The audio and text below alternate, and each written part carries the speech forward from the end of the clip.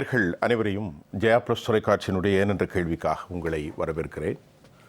இன்றைக்கு தமிழக அரசியலில் இன்றைக்கி நாம் ஜெயா ப்ளஸ் இன்றைக்கு எடுத்திருக்கிற மிக முக்கியமான தலைப்பு, கட்சி மாறக்கூடிய பல தலைவர்கள் கட்சியை விட்டு விலகக்கூடிய நிலையிலும் சில தலைவர்கள், அதே போன்று இதற்கான கேள்வி தலைமை மீது ஏற்பட்டிருக்கக்கூடிய ஒரு நம்பிக்கை இழப்பா அல்லது பதவிக்காக இடம் மாறுகிறார்களா? இந்த தலைப்பை தான் நாம் எடுத்திருக்கிறோம். தமிழ்நாட்டில் ஏற்பட்டிருக்கக்கூடிய அரசியல் மாற்றங்கள், புதிய அரசியல் வரவுகள், ஏற்கனவே இருக்கக்கூடிய தலைவர்கள் சாறை சாறையாக கொத்து கொத்தாக இடம் மாறி வருகிறார்கள். அதிமுகவிலிருந்து கூட 5 மாஜி எம்பிக்களும் 7 எக்ஸ்-எம்எல்ஏக்களும் இதுகாரம் இடமாறி கொண்டிருக்கிறார்கள். திமுகவிலிருந்தும் மாற்றமடைந்திருக்கிறார்கள், திமுகவிற்கும் சேர்கிறார்கள். இப்படிப்பட்ட சூழ்நிலை தமிழ்நாடு அரசியல் இதற்கு முன்பு நடந்திருக்கிறதா? தற்போது இப்படிப்பட்ட ஒரு சூழ்நிலையில் புதிய ஒரு அமைப்பு ஆரம்பிக்கப்பட்டிருக்கிறது. அதிலும் கூட இதுகாரம் 14 லட்சம் பேர் இணைந்திருக்கிறார்கள். ஆகவே ஒரு புதிய களச்சூழல் தமிழ்நாட்டு அரசியல் காணப்படுகிறதா? நம்மோடு பேசுவதற்கு மூத்த பத்திரிகையாளர் தோழர் திராவிட இயக்க ஆய்வாளர் துரைக்கண்ணா, அதே போல் மூத்த பத்திரிகையாளர் தோழர் திரு பாக்கி அவர்கள், பொது உடைமை இயக்கத்தினுடைய தமிழ்நாடு பொது உடைமை இயக்கத்தினுடைய நிறுவன தலைவர் ஐயா நெய்வேலி பாலு அவர்களை வரவேற்கிறேன். ஐயா வணக்கம். வணக்கம். திரைப்பட இயக்குனர் பிரவீன் காந்தி. பாக்கி முதல்ல உங்கள்கிட்ட இருந்து ஆரம்பிக்கிறது சரியாக இருக்கும், அதை பற்றி உங்கள் கருத்து வைங்க. எப்போதுமே ஒரு கட்சியிலிருந்து என்மாசா ஒட்டுமொத்தமாக இன்னொரு கட்சியில் சேருவார்கள். இது அரசியலுக்கு புதிது அல்ல. தலைவர்கள் திடீரென்று அதிருப்தி, கோபம், வேறு ஆதங்கம், வேறு எதிர்பார்ப்பு நிறைவேறாது போன்ற பல காரணங்களால் தலைவர்கள் மட்டத்திலையும் இங்கேருந்து ஒரு கட்சியிலேருந்து இன்னொரு கட்சி, நான் பேரை சொல்லலை, எந்த ஒரு கட்சியிலேருந்து இன்னொரு கட்சி மாறுவார்கள். அது இயல்பு. இதெல்லாம் அரசியலில் இல்லாதது கிடையாது. ஆனால் வெற்றி பெற்ற போது கூடவே இருந்தவர்கள், வெற்றி பெற்ற ஆட்சியில் இருந்தபோது கூடவே இருந்தவர், நான் ஆட்சியில் இருந்தபோது கூடவே இருந்தவர்கள் அடுத்தடுத்து வருகிற தோல்வியை கண்டு ஒரு கட்சியிலிருந்து விலகி வேறொரு கட்சியில் சேர்றாங்க. அது கூட புதியதில்லை, எல்லா காலத்திலும் உண்டு. ஆனால் சேருகிறவர்கள்லாம் சாதாரண தொண்டர்கள் அல்ல, பெரிய தலைவர்களாக, 2ஆம் நிலையில் உள்ள தலைவர்கள். சொல்கிறவங்க அத்தனை பேருக்கும் யூனிஃபார்மாக சில விஷயங்கள் சொல்கிறாங்க. என்னென்ன சொல்கிறாங்கன்னா, எங்களுக்கு மரியாதை இல்லை, எங்கள் குரல் எடுபடவில்லை, எங்களுக்கு ஒரு டிரான்ஸ்பரன்சி இல்லை, வெளிப்படைத்தன்மை இல்லை, நாங்கள் கேட்கிற எந்த விதமான அணுகுமுறையும் இருப்பதில்லை, நாங்கள் எதுக்கு இருக்கோம் என்று எல்லாம் அனுபவித்தவர்கள். நான் சொல்கிறது அமைச்சர்களாக இருந்திருக்கால், மாவட்ட செயலாளர். பாக்கிட்ட ஒரு கேள்வி, நீங்கள் குறிப்பிட்ட எல்லா கட்சியிலும் இந்த காரணம் தானா அல்லது ஒரு குறிப்பிட்ட கட்சியில? இப்போ நீங்கள் சொன்னீங்க, நேரடியாக சொல்ல வர, நேரடியாக தான் அண்ணா திமுகவில் இன்றைக்கு விலகிய தலைவர்கள் சொல்கிறேன். சரி, இவங்க எல்லாருமே தாவேகா என்ற ஆளுங்கட்சியில் சேர்றாங்க. நான் அது கூட புதியதில்லை. ஆளுங்கட்சியில் மாற்றுக் கட்சியில் சேருவது இயல்பு. திரிணாமுல் காங்கிரஸில் என்மாசா வெளியேறி இப்போ தனி நாங்கள் தான் திரிணாமுல் காங்கிரஸ்ன்னு சொல்கிறாங்க. இதே மாதிரி தான் அதிமுக தமிழ்நாட்டில் ஏற்பட்டது. ஒரு பிரிவினை பிரிஞ்சாங்க. அது ஏன் ஆன்டி டிஃபெக்ஷன் லாலே சிக்கி போன்றதுக்காக தான் திரும்பி வந்திருக்காங்க. அதுதான் உண்மை. அதே போல் திரிணாமுல் காங்கிரஸில் அந்த சிக்கல் இல்லை. வெளியேறினவங்க அத்தனை பேருமே ஆன்டி டிஃபெக்ஷன் கட்சித்தாவல் சட்டத்திலேருந்து தப்பித்து கொள்வதற்கு. ஆனால் இது இப்போ சொல்கிற காரணத்தை நான் பார்க்குறேன். இந்த நிகழ்வுகளை நான் ஒதுக்கி விடுகிறேன். ஏனென்றால் நிகழ்வுகள் புதிது அல்ல.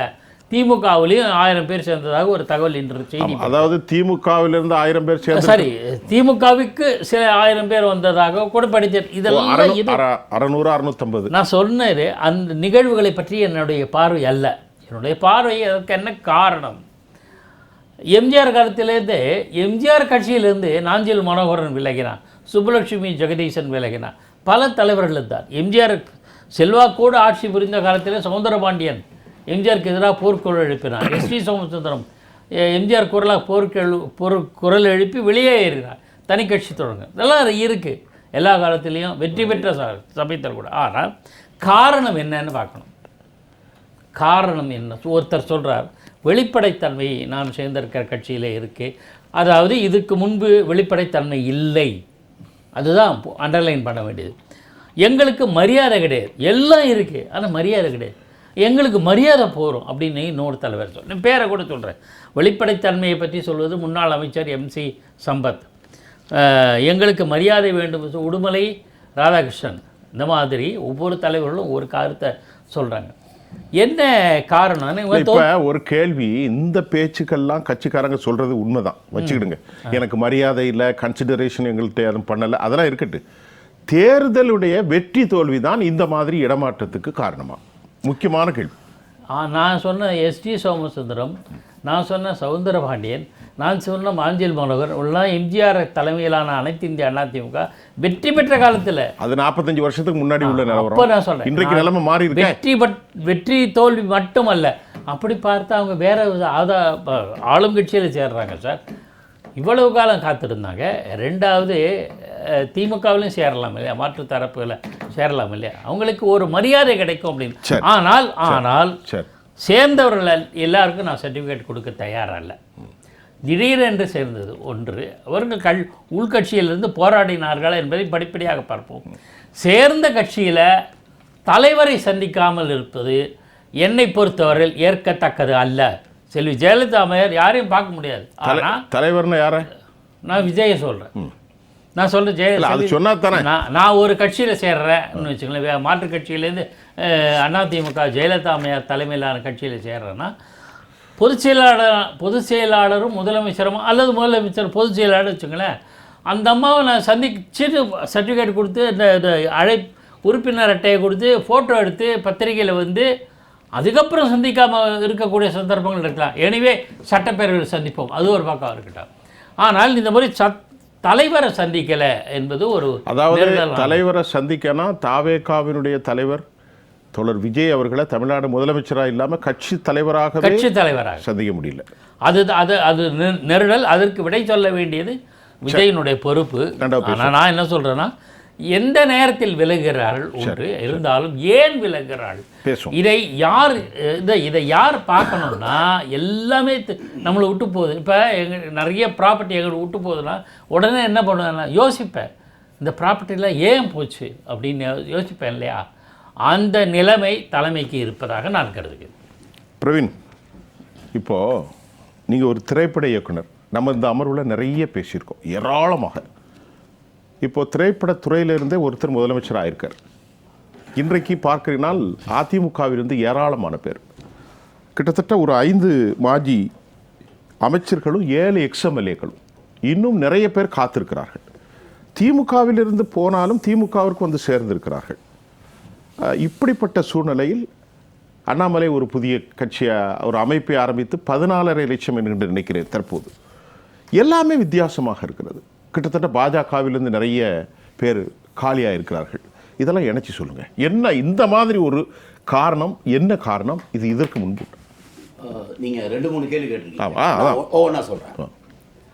முதல் கேள்வி, அதிமுக ஏன் இவ்வளவு தடுமாற்றம்? இவ்வளவு 45 சீட்டு வந்திருக்கு, ஒன்றும் பெரிய தோல்வியெல்லாம் கிடையாது. அவங்களுடைய ஓட் பேங்க் ஓரளவுக்கு ரீசனபிளாக ஹோல்டு பண்ணியிருக்காங்க. இருந்தாலும் இந்த தாவல், கட்சி தாவலுங்கிறது ஏதோ ஒரு திவில் நாவலை படிக்கிற மாதிரி இருக்கு. திவில் நாவலை படிக்கும் போது பக்கத்துக்கு பக்கம் ஒரு ஒன்று கொடுத்தாதான் பட்டுக்கோட்டை பிரபாகர் பக்கத்துக்கு பக்கம் கொடுப்பார் இல்லையா, அது மாதிரி ஐயோ இவர் தாவிட்டாரா, ஐயோ அப்புறம் அவரேவா, போற போக்க பார்த்தா தலைமையே தாவிடும் போது. அதுக்கு காரணம் என்ன அப்படின்னு பார்த்தா, ஏன் என்ற கேள்வி நம்ம தலைப்பு தான், உங்க தலைப்பு. ஆமா, ஏன் என்ற கேள்வி, தலைமை வீண் என்ற பதில். பாக்கி அடிக்கடி இந்த பாட்டை தான் பாடுவார். ஏன் என்ற கேள்வி, தலைமை வீண் என்ற பதில். சரி, அந்த கேள்விக்கான ஒரே பதில் தலைமை வீண் ஆயிடுச்சோ அப்படிங்கிற ஒரு அதிருப்தி. சார் எப்பவுமே சார், இப்போ ஜெயலலிதா மேடம் ரூல் பண்ணப்போ அவங்க தோல்வியை பார்த்துருக்காங்க, கலைஞரும் பார்த்துருக்காரு, தோல்வியை பார்த்துருக்காரு, அதில் பாதாளத்துக்குலாம் போயிருக்கு டிஎம்கே. ஆனாலும் இப்படி கொத்து கொத்தா வேற ஒரு இடத்துக்கு போக இருக்கு இல்லையா, கொத்து கொத்தாக பூங்கொத்தா எடுத்துட்டு போயிட்டு இருக்கிறாங்க. சரி, தலைவரை அவர் சார் பாஸ்கி சொன்ன மாதிரி தலைவரை போய் பார்த்தாலும் பரவாயில்ல, தலைவர் எங்கன்னே தெரியல, மீன் அவங்களோட பாயிண்ட் ஆஃப் வியூ. அப்போ வேற ஒருத்தர் தான் இருந்து உள்ள வந்து கூப்பிட்ற அளவுக்கு இப்போ அந்த கட்சியில் போய் சேரணுமா? அப்போ இங்கே தான் நீங்கள் கேட்ட கேள்வியோட இது என்ன அப்படின்னு பார்த்தீங்கன்னா, ஒரு சைக்கலாஜிக்கலான ஒரு மாற்றம் ஒன்று வந்திருக்கு சார். உளவியல் ரீதியாக ஒரு மனிதர்கள் இப்போ எப்படி இருக்காங்கன்னா சார், எல்லாருமே அவசரத்துக்கு வந்துட்டாங்க சார். பிரவீன், இந்த சைக்கலாஜிக்கல் உளவியலான மாற்றங்கள் தமிழ்நாடு அரசியல் தலைவர்களிடத்திலே உருவாயிருக்கு, மக்கள்கிட்ட இல்லை, மக்கள்கிட்டே வந்துருச்சு, மக்கள்கிட்டே வந்திருக்காங்க. அதனால தான் நேற்று ஆரம்பித்த திரு அண்ணாமலை அவர்கள் இன்னைக்கு 15 லட்சம் பேர் மெம்பர் ஆயிருக்காங்க. உலகம் பூரா இந்தியாவில் கருப்பாம்பூச்சி அப்படிங்கிற ஒன்றை வச்சுக்கிட்டு ஒரு அமைப்பை ஜென்சி சும்மா காக்ரோச் ஒரு போற போக்கில் ஒன்று ஆரம்பிக்கிறாங்க. பார்த்தா அது வந்து 1 கோடி 1.5 கோடின்னு. அப்போ இந்த ஜென்சி கூட்டத்துக்கு என்ன வேணும்னா சார், எப்படி நான் ஜொமேட்டோவில் ஃபோன் பண்ண உடனே எனக்கு ஒரு புது ஃபுட்டு வருதோ அதே மாதிரி அரசியலிலும் எனக்கு புதுசாக வாங்கன்றான். இதுதான் இன்னைக்கு. இப்போ நீங்கள் பெரியவங்க இருக்காங்க இல்லையா, இப்போ சார் சொன்ன ஒரு 2 பெரியவங்கலாம் சம்பத் சார் அது இதுன்னு மூத்தவர்கள்லாம் போகிறாங்க இல்லையா, மூத்தவர்கள்லாம் போகிறதுக்கு காரணம் அவங்க எடுக்கிற முடிவு அல்ல, உடன் இருக்கும் பேரன் வந்து ப்ரெஷர் பண்ணுறான். வீட்டில் எப்படி ஒரு 4 பேரன் இருப்பான், பேத்தி இருக்கும், பேரன் தான் அனுப்பி வைக்கிறான் சார். இந்த மாற்றம் கடந்த ஒரு 2 மாசமா ஒரு தேர்தலில் ஒரு கட்சி ஜெயிச்சதுக்கு காரணமும் அந்த குழந்தைங்க தான். அந்த பேரன் பேத்தி இங்கே ஓட்டு போடுங்கன்னு சொன்னது தான். அதோட அது நின்றுச்சான்னு பார்த்தா வீட்டுக்கு வீடு இனிமே இது வேலைக்கு ஆகாது தாத்தா, நீ பேசாம வந்து விஜய் கூட போயிடு அப்படின்னு பசங்க கொடுக்குற ஐடியா தான் இன்னைக்கு ஒவ்வொருத்தரும் 70 வயசானவங்க 75 வயசானவங்க தன்னை வெளியே காட்டிக்கிறதுக்கு இந்த மூமெண்ட் பண்றாங்க. அப்ப இந்த மூமெண்ட் என்னவா ஒரு அதிர்வை கிரியேட் பண்ணுதுன்னா, உளவியலா ஜென்சியோட ஆதிக்கம் அதிகமாகி விட்டது. இதுல இன்னொரு டேஞ்சர் இருக்கு.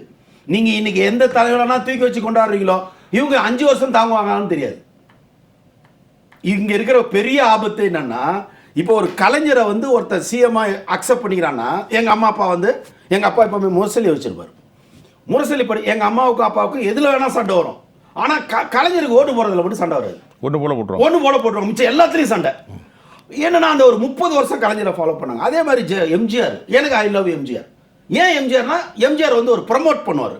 அப்படி வாழ்றதுக்கு ஏன் என்ற கேள்வி. நீங்க எம்ஜிஆரோட ஒரு 100 பாட்டை கேட்டீங்கன்னா வாழ்க்கை எப்படி வாழணும்னு தெரிஞ்சிடும் சார். அதனால தான் இன்ன வரைக்கும் எம்ஜிஆர் வந்து யாரும் தவிர்க்க முடியாத ஒரு மகா சக்தியா நிற்கிறார்.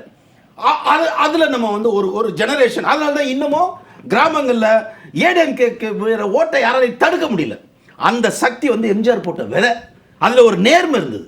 ஆனா இன்னைக்கு முதல்வராக இருக்கிற திரு விஜய் அவர்களுக்கு போட்டிருக்க ஓட்டு அந்த ஒரு பெரிய எம்ஜிஆருக்கான ஒரு ஈர்ப்போ கலைஞருக்கான அதெல்லாம் எதுவுமே இல்லை. நான் ஒரு சாங்கை பார்த்தேன், எனக்கு ரொம்ப பிடிச்சது. டான்ஸ் சூப்பராக ஆறாரு, அண்ணா அண்ணான்னு பேசுறாரு.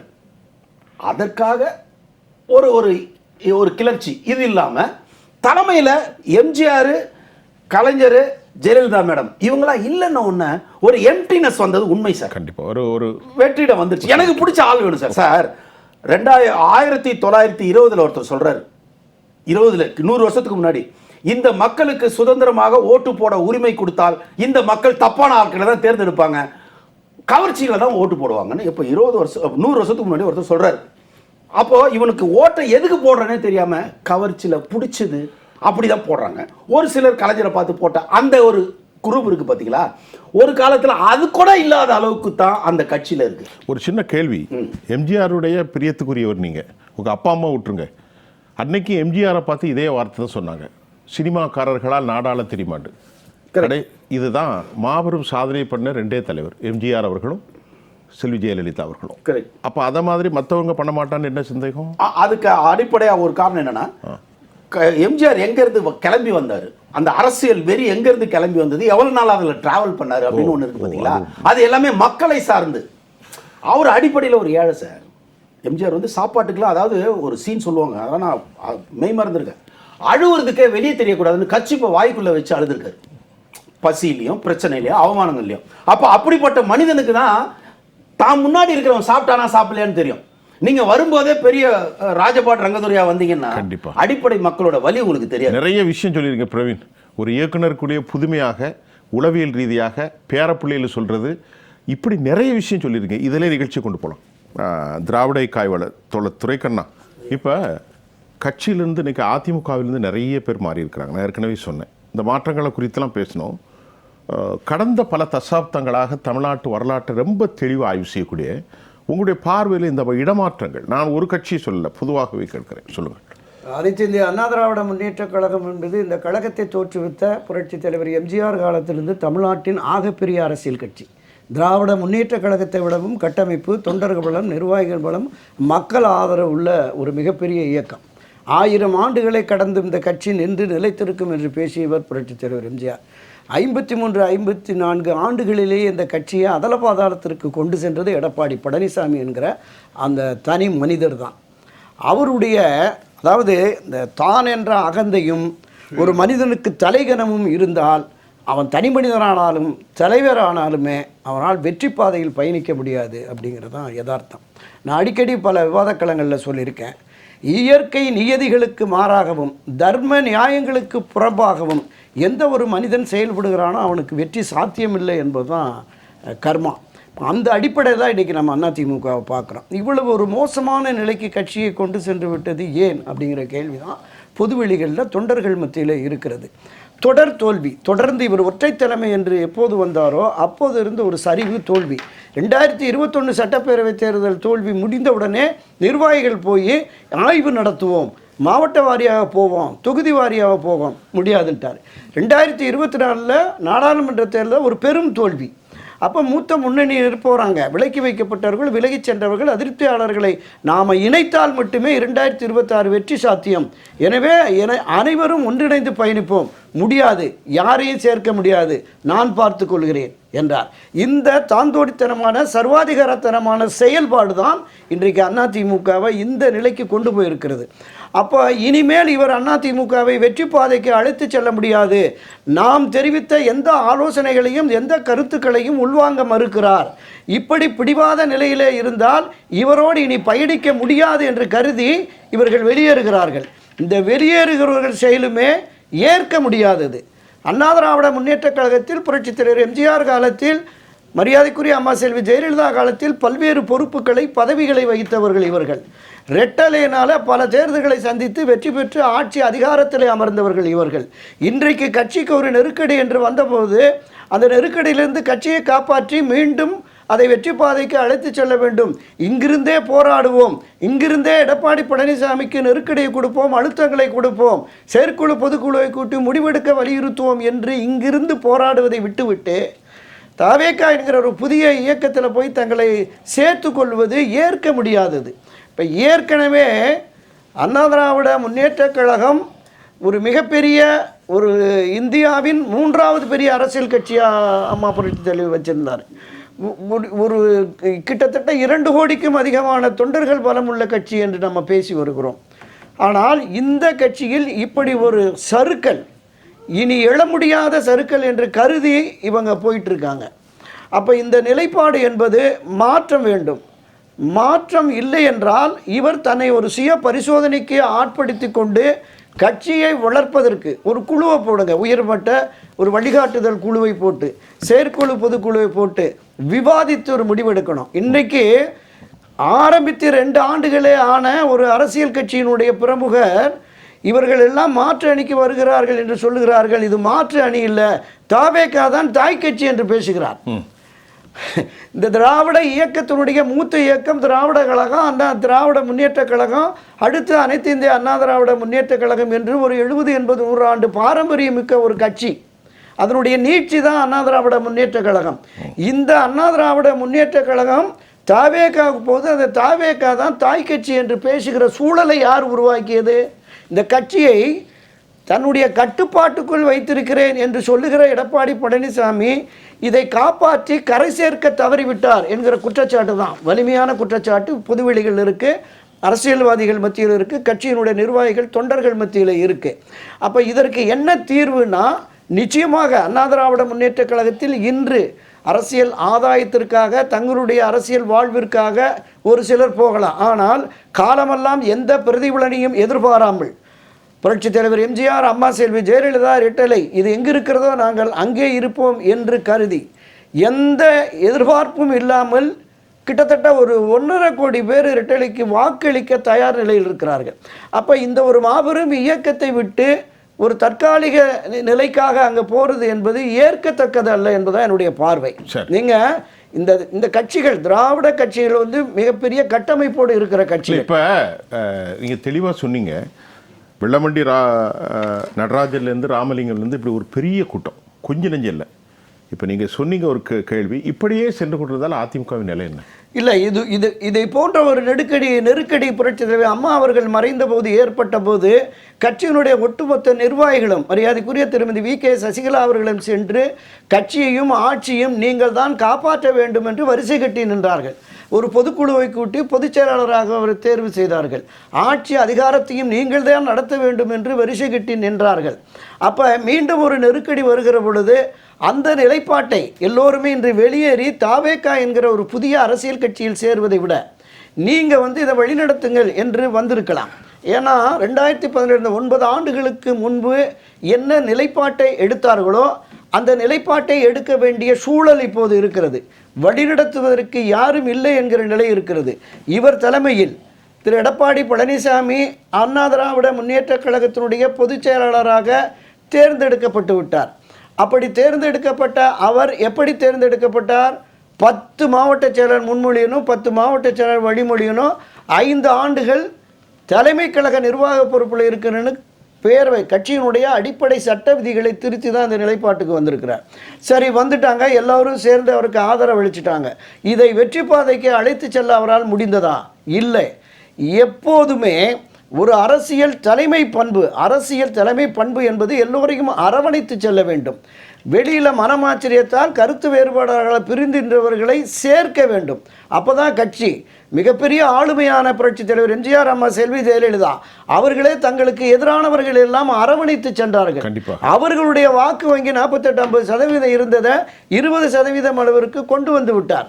எனவே இவருடைய செயலால் தான் இந்த நிலைமை இருக்கிறது. தலைமை மீது கொண்டிருக்கிற அதிருப்தி, இந்த அதிருப்தியால் வெளியேறுகிறவர்கள் தங்களுடைய அரசியல் எதிர்காலம் பாழ்பட்டு விடுமோ என்று தாவேக்காவில் போய் சேர்றாங்க. ஆனால் என்ன மரியாதை அங்கே கிடைக்கும்? 2 ஆண்டுகள் இது என்ன ஆயிடுச்சுன்னா, இப்போ ஒரு பதிவு பெற்ற ரிசர்வேஷன் இதில் பாதுகாப்பாக போயிட்டு இருக்கிற இவங்க இப்போ அன்ரிசர்வ்டு கம்பார்ட்மெண்ட்டில் போய் ஏற்கனவே அங்கே உட்காந்துருக்காங்க. தாவேக்கா ஆட்கள் நிர்வாக பொறுப்பில் இருக்கிறாங்க. அங்கே போய் அவன் தலைமையில் ஏறி கும்பல் இருந்துட்டு என்ன மரியாதை அங்கே கிடைக்கும்? அந்த நிலைப்பாடை இவர்கள் தவிர்த்திருக்க வேண்டும். இங்கே அணி பிரிந்து தனியாக போனது, அதை மீண்டும் இணைத்தது, இது போன்ற விஷயம் சாமர்த்தியம் எல்லாமே எடப்பாடி செய்திருக்கிறார் என்று பேசுகிறார்கள். அவரை விட்டால் வேறு ஆள் இல்லை அப்படின்னு பேசுகிறான். நீங்கள் பத்திரிகைகளும் சரி, அந்த கட்சியில் இருக்க நிர்வாகிகளும் சரி, அரசியல் விமர்சகர்களும் அவரை விட்டால் வேறு யாருன்னு. நீங்கள் புரட்சித் தலைவர் எம்ஜிஆர் காலத்தில், அம்மா செல்வி ஜெயலலிதா காலத்தில் அவரோடு பயணித்த மூத்த முன்னணியினர் எடப்பாடி பழனிசாமியை விட தகுதியும் திறமையும் உள்ளவர்கள், அறிவாற்றல் உள்ளவர்கள் நிறைய பேர் இருக்கிறார்கள். அவர்களுக்கு வாய்ப்பு, ஒரு சந்தர்ப்பம் கிடைத்தது. இந்த நேரத்தில் மதிப்பிற்குரிய திருமதி வி.கே. சசிகலா அவர்கள் செய்த வரலாற்று தவறு என்பது எடப்பாடி பழனிசாமியை முதலமைச்சராக முன்னிறுத்தியது. இதை நான் அவரிடம் நேரடியாக சொன்னேன், அதையும் அவர் ஒப்புக்கொண்டார்.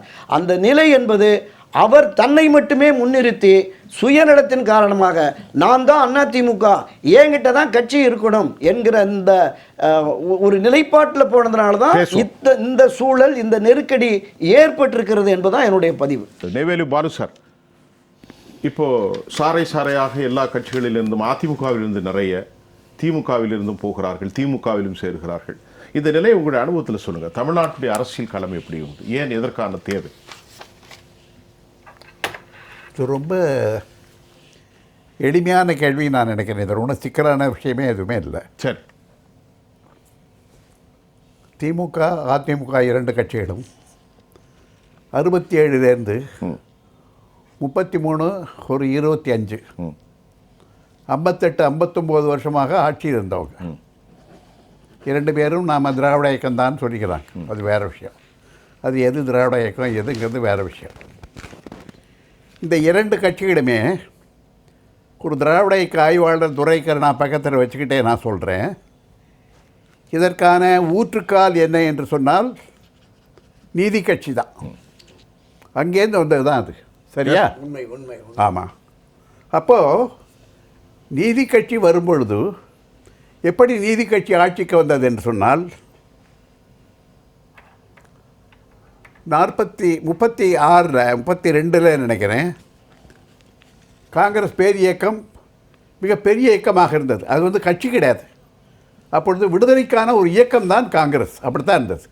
அதனுடைய பேரே காங்கிரஸ் மகாசபை தான், அது காங்கிரஸ் கட்சி அல்ல.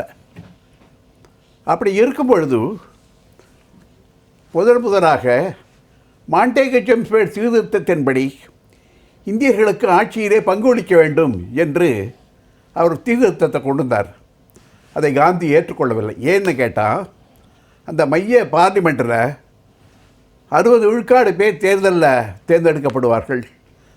40 விழுக்காடை அவர் கவர்னர் அல்லது கவர்னர் ஜெனரல், வைஸ்ராய் அல்லது கவர்னர் ஜெனரல் அவர் நியமிப்பார் என்று சொன்னார். காந்தி சொன்னார், அதை நான் ஏற்றுக்க முடியாது. நீ யாரையா நியமிக்கிறது? 100 விழுக்காடு நான் தேர்தலில் நின்று ஜெயிக்கிறேன். அப்படி இருந்தால் தான் நாங்கள் ஜெயிப்போம், முடியாதுன்ட்டார். அப்போ கட்சிக்குள்ளேயே ஒரு குழப்பம் வந்தது. மோதிலால் நேரு, பட்டேல் போன்றவர்களெல்லாம் என்ன சொன்னாங்கன்னா, ராஜாஜி முக்கியமாக என்ன சொன்னாங்களன்னா, இல்லை நமக்கு ஒரு ஆட்சியில் அந்த அனுபவம் வேண்டும், அதனால் நம்ம தேர்தலில் கண்டஸ்ட் பண்ணணும்னு சொன்னப்போ காந்தி ஏற்றுக்கொள்ளவில்லை. கிட்டத்தட்ட 21 ஆண்டுகள், அப்போல்லாம் ஒரு மந்திரி சபையினுடைய காலம் 3 ஆண்டு, 7 முறை நீதி கட்சி ஜெயித்தது. 21ஆவது ஆண்டு இருந்த பிறகு காந்தி கடைசியாக என்ன சொன்னார்னா, அவர் கீழே இருக்கிற அழுத்தத்தை தாங்க முடியாமல் ஒன்று சொன்னார், காங்கிரஸ் என்ற பெயரிலே நீங்கள் போட்டியிடக்கூடாது என்று சொன்ன பிறகு அவர்கள் சுதேசி காங்கிரஸ் என்ற பெயரிலே ஒரு புதிதாக ஒரு பெயரை வைத்துக்கொண்டு காங்கிரஸ் கட்சி போட்டியிட்டது. அந்த முதல் தேர்தலிலே தமிழகத்தை பொறுத்தளவிலே அன்றைக்கு தமிழகம் இல்லை, அது சென்னை மாகாணமாக இருந்தது. அதிலே முதல்வராக ராஜகோபாலாச்சாரி அவர்கள் வந்தார்கள். அதுதான் வரலாறு. அதற்கு பிறகு ஐயா மன்னிக்கணும், 1920, 23, 26, 29 நீதி கட்சி ஆட்சி நடைபெற்று 31க்கு பிறகு காங்கிரஸ் கட்சி வருது. அதான் தாங்க சொல்கிறேன், 31க்கு பிறகு கூட. ஆமாம் ஆமாம், அதாவது 21 ஆண்டுகள் நீதி கட்சி இருந்தது. அதுக்கு பிறகுதான் 7 பிறகு. அதற்கு பிறகு ஏனென்றால் காங்கிரஸ் தேர்தலில் ஈடுபடுவது வந்த அடுத்த கணம் நீதி கட்சி தோத்து போச்சு. ஆமாம், அதில் இருந்தது. அதுதான் உண்மை. அப்போ நான் என்ன சொல்றேன்னா, திராவிட முன்னேற்ற கழகமாக இருக்கட்டும், அதிமுகவாக இருக்கட்டும், அவர்கள் எல்லாமே அந்த நீதி கட்சியிலேருந்து வந்தவர்கள் தான். குறிப்பாக திராவிடர் கழகம் எப்படி வந்ததுங்கிறத பொறுத்தளவில் இன்றைக்கு அதில் ஒரு பெரிய கான்ட்ரவர்சி இருக்குது.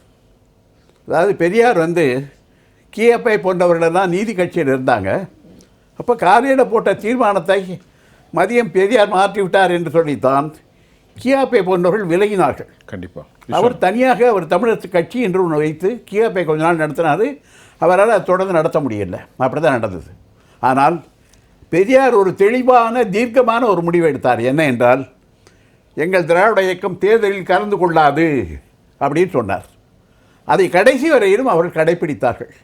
ஆனால் அதற்கு பின்னால் வந்தவர்கள் எப்படி காங்கிரஸ் கட்சியில் இருக்கக்கூடியவர்கள் எல்லாம் இவ்வளோ நாள் நம்ம சுதந்திரத்துக்காக பாடுபட்டோம், ஜெயிலுக்கு போனோம், அடித்தடி வாங்கினோம், கஷ்டப்பட்டோம், பட்டங்களை திறந்து விட்டு வந்தோம், வக்கீல் சொன்னதை பட்டங்களை அரசு படிகளை எல்லாம் விட்டுட்டு வந்தோமே, இப்போ சுதந்திரம் என்று வரும்பொழுது அதில் நமக்கு பங்கு இருக்க வேண்டாமா என்று கேட்டபொழுது காந்தியார் சொன்னார், காங்கிரஸை கலைத்து விடுங்கள், இந்த காங்கிரஸ் என்ற கட்சியை கலைத்து விடுங்கள். அதற்கு பிறகு நிர்மாண திட்டம் என்று சொல்லி ஒரு 26 கோட்பாடுகளை வைத்து அதைத்தான் நீங்கள் நடைமுறைப்படுத்த வேண்டும். அதாவது சாராயத்தை ஒழிக்கிறது, கல் ஒழிக்கிறதுலேருந்து ஹரிஜன முன்னேற்றம், அந்த மாதிரி விஷயங்களை செஞ்சுட்டு நீங்கள்லாம் மறுபடியும் கிராமத்துக்கு போங்க, பதவியில் ஆசைப்படாதீங்கன்னு சொன்னார். அன்றைக்கும் இதே போல் இன்றைக்கு நீங்கள் கேட்குற கேள்வி இருக்குல்ல, நேருவிலேருந்து பட்டேலிருந்து பல தலைவர்கள் எப்படி நாம் அதிகாரத்தை இவ்வளவு நாள் பாடுபட்டு கிடைக்கக்கூடிய சுதந்திரத்தில் கிடைக்கக்கூடிய அதிகாரத்தை எப்படி விட முடியும் என்று சொன்னார்கள். இப்போ தெளிவாக நான் சொல்கிறேன், இன்றைக்கு அரசியல் கட்சி தலைவர்கள் போகிறாங்கன்னா ஒரே ஒரு செய்தி தான். இது ரொம்ப ஆழமாக தான் பார்க்க வேண்டியது இல்லை. சரி, அதில் நான் துரை கருணாவோட ரொம்ப உடன்படவில்லை. நான் அவரோட கொஞ்சம் வேறுபடுறேன். என்னென்னா, ஒரே காரணம், அவர்கள் அதிகாரத்தை ருசித்தவர்கள், கரெக்ட், அதிகாரத்தின் மூலமாக பணம் சம்பாதித்தவர்கள், ஊழலிலும் லஞ்சத்திலும் திளைத்தவர்கள். அது அதிமுகவாக இருக்கட்டும், திமுகவாக இருக்கட்டும், 2 பேரும் வேறே கிடையாது. ஆக இன்றைக்கு அவர்களுக்கு இங்கே எடப்பாடியை இனிமேல் நம்ப முடியாதுங்கிற கண்டிஷன் வந்துருச்சு. அதில் துரைக்கருணா சொன்னது உண்மை. எடப்பாடி என்ற தனி மனிதருடைய அவருடைய சுயநலம் ஒரு மகத்தான ஒரு இயக்கத்தை ஒன்றுமிதமாக்கிவிட்டது. ஏன்னு கேட்டால், இன்றைக்கி திமுகவை பொறுத்த அளவில் மிக கடுமையான எதிர்ப்பு மக்கள் மத்தியில் இருக்குங்கிறது எல்லாருக்குமே தெரியும். ஆனால் அதற்கு ஒரு குறைந்தபட்சம் ஒரு வலுவான எதிர்க்கட்சியாக இருக்கக்கூடிய வாய்ப்பையும் கெடுத்தது எடப்பாடி தான் என்பது. அதனால் இன்றைக்கு அது சர்வசாதாரணமாக கரைந்து கொண்டிருக்கிறது என்பதை பார்க்கிறோம். அதில் வந்திருக்கக்கூடியவர்கள் தாவைக்கால சேருவதில் எனக்கு ரொம்ப எச்சரிக்கையோடு பார்க்கிறேன். சரி. விஜய் அவர்கள் இவர்களை கட்சிக்குள்ளே அனுமதிக்கும் போது எச்சரிக்கையாக அனுமதிக்க வேண்டும். ஏனென்றால் இவர்களெல்லாம் உள்ளே இருந்து பழந்தின்னு கொட்டை போட்டவர்கள் மீண்டும் இங்கே எதற்கு வருகிறார் என்று சொன்னால் ஏதாவது பதவி கிடைக்காதா, பொறுப்பு கிடைக்காதா, மறுபடியும் நம்ம வந்து கொள்ளையடிக்க மாட்டோமா? ஒன்று கொள்ளையடிக்க வேண்டும், அல்லது ஏற்கனவே எடுத்த கொள்ளையில் நமக்கு அது மேலே நடவடிக்கை இல்லாமல் சிபிஐயோ அல்லது என்ஃபோர்ஸ்மெண்ட் டைரக்டரேட்டோ நம்மகிட்ட வழக்கு போடாமல் இருக்கிறதுக்கு பாதுகாப்புக்காகவும் தான் வந்திருக்காங்களே ஒழிய உங்களுக்கு பெரிய அரசியல் கோட்பாடெல்லாம் இருப்பதாக நான் நினைக்கவில்லை. வணக்கம் திரு புகழேந்தி. நம்மோடு தற்போது இணைகிறார் புரட்சி அதிமுகவினுடைய நிறுவன தலைவர் தோழர் புகழேந்தி. ஐயா வணக்கம். குட் ஈவினிங் டு ஜெயடிவி சுபிக்கு வணக்கம். வணக்கம் பாலு சார், பிரதீப் கார்த்தி சார், வணக்கம் நண்பர் பாட்டி, எல்லோருக்கும் வணக்கம். புகழேந்தி சார், இப்போ வணக்கம். வணக்கம் வணக்கம். இன்றைய தமிழ்நாட்டுடைய அரசியல் நிலைமைகள் நீங்க எப்படி பார்க்கிறீர்கள்? நீண்டகால போராட்டம், அதிமுகவிலிருந்து பலவித விஷயங்கள்லாம் சந்திச்சீங்க. இப்பொழுது சாறை சாறையாக அனைவரும் தாவைக்காக்கு போகிறார்கள், மற்ற கட்சி போகிறார்கள். இதெல்லாம் உங்களுடைய பார்வையை சொல்லுங்க திரு புகழேந்தி.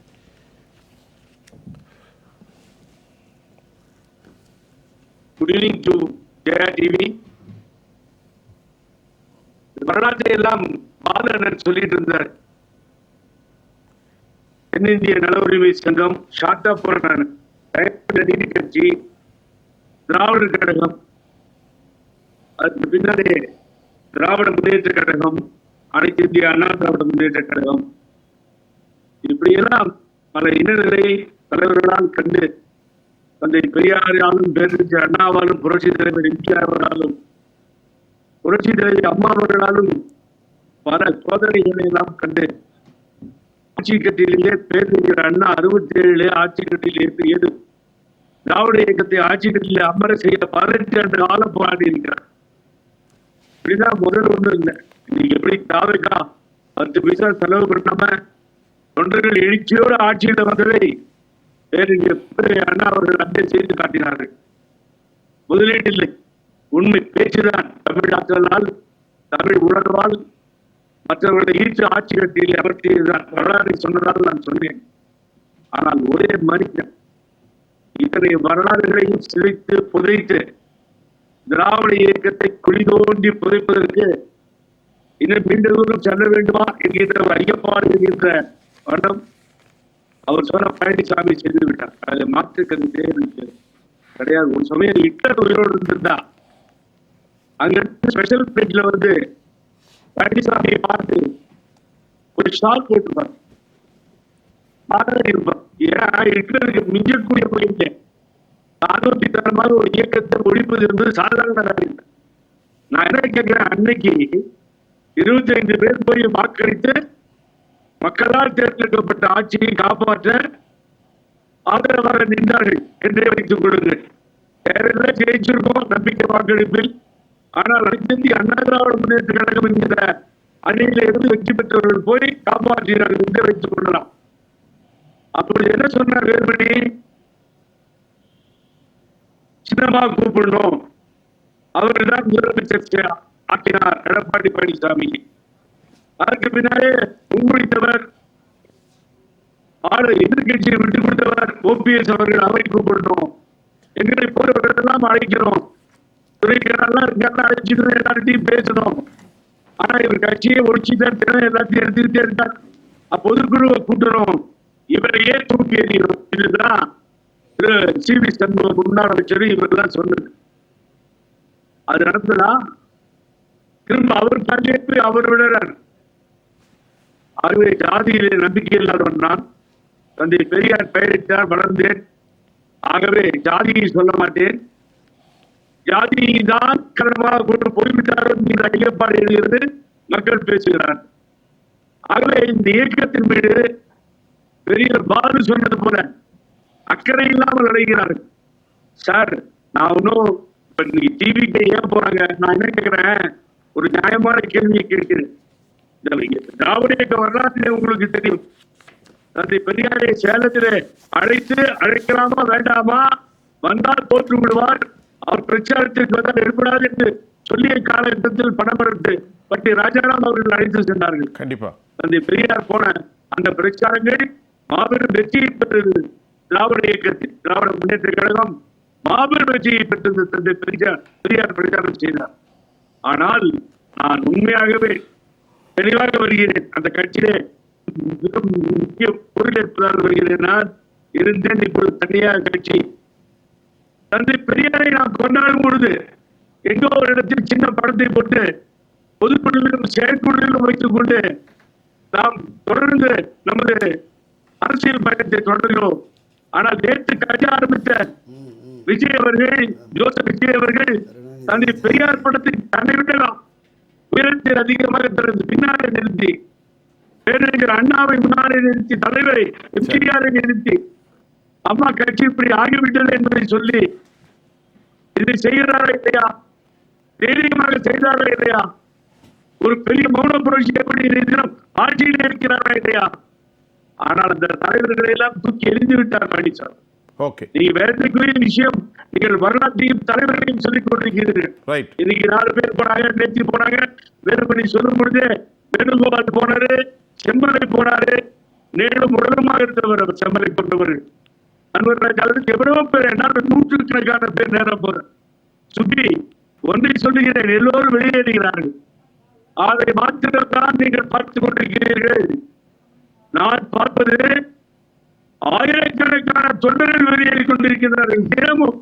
தினமும் ஆயிரக்கணக்கான தொண்டர்கள் வாழோங்கி பறக்கின்ற வள்ளல் தந்த கொடியேந்திய அந்த கொடியை விட்டுவிட்டு விஜய் தான் இனி காப்பாற்றுவார் போகின்ற நிலை உருவாகி இருக்கிறது சொன்னால் ஒரு மனிதன் அடித்து விட்டான், ஒரே ஒரு மனிதன் ஒழித்து விட்டான் என்பதுதான் வரலாறாக மாறப்போகிறது. பேசுவோம். அதுக்கெல்லாம் யார் துணை நிற்க வேண்டுமோ நிற்க வேண்டும். நிச்சயமாக அண்ணாமலை பற்றி சொல்லியிருந்தீங்க. நன்றி. துரைக்கண்ணா சார், நிறைவு கருத்து.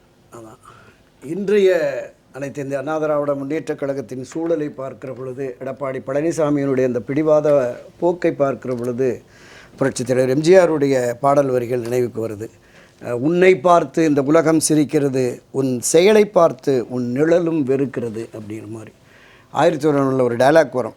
ஆர்எஸ் மனோகரை சண்டையிட்டு வீழ்த்திட்டு புரட்சித் தலைவர் சொல்லுவார், வீழ்ந்தது நீங்கள் அல்ல உங்கள் அகந்தை, வென்றது நான் அல்ல தர்மம், இதுதான் தர்மத்தின் வெற்றி. இப்படி ஒரு வசனத்தை புரட்சித் தலைவர் எம்ஜிஆர் பேசுவார். இதை இவர் உணர வேண்டும். இவருக்கான ஒரு பாடமாகவே இதை எடுக்க வேண்டும். கட்சியை காப்பாற்ற வேண்டும். கைப்பற்றி தன் சொந்த சொத்தாக அவர் பாவிக்கக்கூடாது என்பதுதான் அண்ணா திராவிட முன்னேற்றக் கழகத்தினுடைய அடிமட்ட தொண்டர்களிருந்து நிர்வாகிகள் பொதுவெளி கருத்தாகவும் அதிமுக என்பது மீண்டும் ஒரு ஃபீனிக்ஸ் பறவை போல உயிர் தெழுந்து ஆட்சி அதிகாரத்திற்கு வர வேண்டும் என்பதான் தமிழ் மக்களுடைய விருப்பம் என்று நான் பதிவு செய்கிறேன். பாக்கி சார், ஒரு கட்சியினோட தலைமை நான் எடுக்கிறதா முடிவு என்று இருப்பதில் கூட நான் அதை கூட ஏற்கிறேன். ஆனால் எடுக்கிற முடிவுகள் எத்தகையதாக இருக்கணும்? ஜெயலலிதாமையார் அப்படி தான் எடுப்பாங்க, ஃபோமாக இருப்பாங்க. ஆனால் அவங்க ஒரு டெசிஷன் எடுத்தால் கரெக்டாக ஜெயிப்பாங்க. 40 நமதே 234 தொகுதியை நிற்போம், வெற்றி காமிச்சாங்க இல்லையா ஒன்று. அப்போ என்ன அர்த்தம்? அவங்க தலைமையில் இருக்கிற ஆளுமையில் இருக்கிற தன்னம்பிக்கை இல்லை. புரட்சித் தலைவர் எம்ஜிஆர் மாதிரி எல்லோரோடும் அனுசரித்து போகிற ஒரு தன்மை, டவுன் டு எர்த், கிரவுண்ட் லெவலில் அடித்தளவில். எம்ஜிஆரை பற்றி சொல்லும்போது நம்ம நகைச்சுவாக கூட சொல்லுவோம், பெரிய தலைவர்கள்லாம் காத்திருப்பாங்க, அதிகாரிகள்லாம் காத்திருப்பாங்க, இன்டர்காமில் பேசுவார். ஆனால் திடீர்னு அவர் கார் எடுத்துகிட்டு போய் ஒரு ரிக்ஷாக்காரன் வீட்டுக்கு போவார். அவ்வளோ தூரம் டவுன் டு எர்த்தார். ஒரு கட்சி தலைமைக்கு இந்த குணங்கள் தேவை. ஒன்று ஆளுமை, நான் தான் இருக்கட்டும், அது இருக்கட்டும், இல்லை என்ற எளிமையாக எல்லோரோடும் அனுசரித்து போகிற தன்மை இருக்கணும். இந்த 2 தலைமை இருந்தாலும் அதிமுக வளரும். அடுத்த தலைமுறைக்கு இந்த அதிமுக என்ற பேர் இயக்கத்தை எடுத்து செல்வது இன்றைய தலைமையினுடைய பொறுப்பு. அதற்கு ஒற்றுமையும் தேவை என்பதை புரிஞ்சுக்கணும். இந்த அதிமுகவோ திமுகவோ பழைய திராவிட கட்சிங்கிற அந்த அடிப்படையில் இதை மீண்டும் கொண்டு போவது, குறிப்பாக அதிமுக மீண்டும் வர வேண்டும் என்று மக்கள் விரும்புகிறார்கள் என்று என்னுடைய அன்பை நண்பர் பாக்கியும் சொன்னார், துரைக்கருணாவும் சொன்னாங்க. ஆனால் நான் என்ன சொல்கிறேன்னா, அதற்கான வாய்ப்பே இல்லை என்று சொல்கிறேன். ஏன்னு கேட்டால், அதிமுகவில் பழைய காலத்தில், அதாவது 50கள் 60களில் இருந்து அரசியலில் ஈடுபட்டு பல்வேறு போராட்டங்களை கண்டு அதில் அடிபட்டு உதைப்பட்டு ஜெயிலுக்கு போய் அப்படிப்பட்ட தலைவர்கள் ஒருவர் கூட இன்னைக்கு கிடையாது. ஏடிஎம்கேல யார் இருக்காங்க? ஒன்று. ரெண்டாவது, திராவிட இயக்கம் பற்றிய ஒரு அடிப்படையான கோட்பாடுகள், தத்துவங்களை புரிந்தவர்கள், படித்தவர்கள், அறிஞர்கள் அதிமுகவில் யார் இருக்காங்க? இல்லை. திமுக அதிமுக ரெண்டுலையுமே வைத்து பார்த்தால் எனக்கு தெரிந்த அளவில் ஸ்டாலின் ஒருவர் தான் இன்றைக்கு மூத்த தலைவராக இருக்கிறார். அவருக்கு கீழே மற்ற 1-2 பேர் வயதானவர்களாக இருக்கலாம். ஆனால் அவர்களுக்கு அரசியல் அனுபவமோ அரசியல் ஞானமோ திராவிட இயக்கம் பற்றிய அடிப்படையான புரிதலோ கிடையாது. அதனால் மீண்டும் ஏடிஎம்கேக்கு ஆட்சிக்கு வரும் என்று சொன்னால் அதற்கு கிட்டத்தட்ட வாய்ப்பில்லை. அதை அந்த செடியை பிடுங்கி மறுஇடத்தில் வைத்து நட்டால்தான் அது ஒரு புதிய செடியாகத்தான் வருமே ஒழிய இன்றைக்கு இருக்கக்கூடிய அந்த வேரடி மண்ணில் அது தழைக்காது என்பது என்னுடைய தெளிவான கருத்து. பிரவீன், அதாவது எல்லா பெரியவங்க எல்லாம் பேசினதை கேட்கும்போது பள்ளத்தில் தள்ளி விட்டாரோ பழனிசாமி, அதை மீட்டெடுக்க முடியாத எவ்வளோ பெரிய கிரேன் வச்சு ட்ரோன்லாம் வச்சு எடுத்தா கூட அதை தூக்கி வெளியே தூக்கிட்டு வர முடியாதோங்கிற இடத்துக்கு அதல பாதாளத்துக்கு தள்ளி விட்டாரோ. அதுக்கு காலமும் ஒரு காரணம். திரு விஜய் வளர்ச்சி யாரும் எதிர்பார்க்கல. நினைச்சது என்னன்னா பிஃபோர் எலெக்ஷன் டிஎம்கேவா ஏடிஎம்கேவா தான் இருந்தது. 3வது கட்சியாக திரு விஜய் ஒருவர்னு பார்த்தா பசங்க பண்ண வேலைகளால் மாற்றங்கள் வந்துருச்சு. இது எனக்கு ஒன்று தெரியுது சார், ரெட்டை இலை என்பதுக்கு கெட்ட நேரம் வந்துருச்சா அப்படிங்கிறது தான். ஆனால் ஒன்று இருக்குது, ஐயா சொன்னாங்க அது மீட்டெடுக்க முடியாத ஒன்றுன்னு. ஆனால் நான் எம்ஜிஆருடைய ஆத்மாவை நான் நம்புகிறேன் சார். எம்ஜிஆருடைய ஆத்மா விடாது சார். அது என்றுமே, ஏன்னா அவர் ஒரு பவர்ஃபுல் ஆள் சார். அந்த அளவுக்கு நீங்க இல்லை சார், நான் இல்லை சார், நிறைய பேர் ஆன்மீகம் தெரிஞ்சவங்களுக்குலாம் தெரியும் சார். வள்ளலார் இருக்கார் இல்லையா, ராமலிங்கம் வள்ளலார், அவருடைய நேரடியில் ஆசி வாங்கியவர் புரட்சி தலைவர் எம்ஜிஆர். ஏன்னா அதே மின்ட் ஸ்ட்ரீட்ல எங்க 30 வருஷம் வள்ளலார் இருந்தாரோ அதே இடத்தில் வாழ்ந்தவர் எம்ஜிஆர். அதனால நீங்க அவ்வளவு சீக்கிரம் தவிர்க்க முடியாது. ஆனால் ஒரு சரியான ஆளை எப்போது அந்த ஆத்மா கை காட்டப் போகிறது என்பது தெரியல. அப்படி ஒன்று காட்டப்படும், மீண்டும் இரட்டை இலை கோட்டையில் அமரும். திரு புகழேந்தி, சரி சரி பாக்கி, தற்போது நம்ம பேசக்கூடிய இந்த நேரத்தில் என்னுடைய அந்த இதை ஒரு முக்கிய வலிமையான ஒரு கருத்தை சொன்னார்.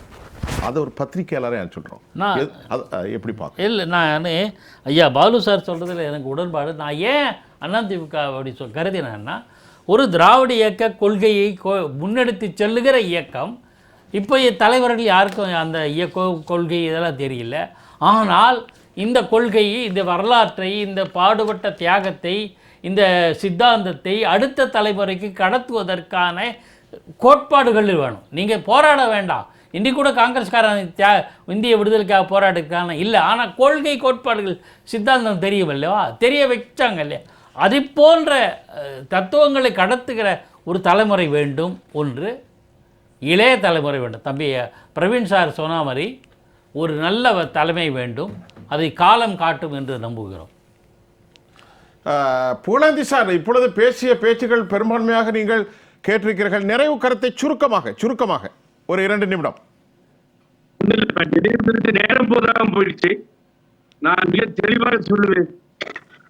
தலைவர் பாடலாம் சொல்லிட்டு இருந்தீங்க, மண்வெட்டி கையில் இருப்பார், மற்றவருக்கு குடிப்பிடிப்பார், அது தன் பக்கம் பார்த்து நிற்கும் என்பதை தாமரையை மறந்திருப்பார்னு சொன்னேன். நான் பணிவோடு சொல்லிக் கொள்கிறேன், பாலுவோ புகழேந்தியோ இன்னும் ஆயிரக்கணக்கானவர் லட்சக்கணக்கானவர் திராவிட வரலாற்றை நினைப்பவர்களும் உண்டு, புதிதாக அரசியலுக்கு வருபவர்கள் கொண்டாடுபவர்களும் உண்டு. ஆகவே திராவிட இயக்கத்தினுடைய வரலாற்றை யாரும் தடுத்து விடவோ மறுத்து விடவோ அதை மறைக்கவோ முடியாது. அது எழுந்து நிற்கும். திராவிட இயக்கத்தின் பெயரை சொன்னால்தான் தமிழகத்திலே வெற்றி பெற முடியும் என்பதுதான் உண்மை. அது நிச்சயமாக நடக்கும். ஆகவே திராவிட இயக்கம் அழிக்க முடியாத ஒன்று. அதை இளைஞர்கள் படித்து தெரிந்து கொள்வார்கள். வடக்கேவும் தந்தை பெரியாரை போற்றுகிறார்கள். பூமி உள்ளவரை புரட்சி தலைவர் எம்ஜிஆர் புகழும், அம்மா புகழும், பேரறிஞர் அண்ணா புகழும், தந்தை பெரியார் புகழும் நிலைத்திருக்கும். நன்றி, வணக்கம். நன்றி நேயர்களே. இன்றைக்கு கட்சி மாறும் பல தலைவர்களில் கருப்பொருளாக ஒரு விவகாரம் சொல்லி முடிக்கப்பட்டது. திராவிட இயக்கத்தினுடைய வேர் அது எப்போதும் அழிக்கப்படாது, அது பல ரூபங்களில் வடிவமைத்து கொண்டே இருக்கும் என்கிறார் திரு புகழேந்தி அவர்களும் திராவிட இயக்க ஆய்வாளர் திரு துரை கருணா. அதே போன்று எம்ஜிஆருடைய ஆன்மா பலமானது, அது ஒருபோதும் ஓயாது என்கின்றார் பிரவீன் காந்தி. பொதுவுடைமைவாதியாகிய நம்முடைய நெய்வேலி பாலு அவர்கள் சிறந்த தத்துவம் கொண்ட ஒரு மாபெரும் இயக்கத்தில் தலைவர்களின் வறட்சி குறித்து அவர் பேசினார். அதே போன்ற மூத்த பத்திரிகையாளர் திரு பாக்கி அவர்களும் கூட அதிமுகவின் தேவை சிலது வழிகளையும் பகிர்ந்து கொண்டார். இந்த நிகழ்ச்சியில் தமிழ்நாடு முழுவதும் கட்சி மாறக்கூடிய பல தலைவர்கள் கோட்பாட்டை கைவிடுகிறார்களா என்று நிறைய பேசினோம். இதற்கு மேல் எங்களுக்கு நேரம் அனுமதி தருவதற்கு இயற்கை மறுக்கிறது. இந்த நிகழ்ச்சியில் வந்து கலந்து கொண்ட உங்கள் அனைவருக்கும் உளப்பூர்வமான நன்றி தெரிவித்துக் கொள்கிறேன். நேயர்களே, மீண்டும் மற்றொரு களத்தில் நான் உங்களை சந்திக்கின்றேன். அதுவரை உங்கள் அனைவரிடமிருந்தும் நான் உங்கள் சுஃபியான், ஜெயா பிளஸ் தொலைக்காட்சிக்காக நன்றி. மீண்டும் சந்திப்போம்.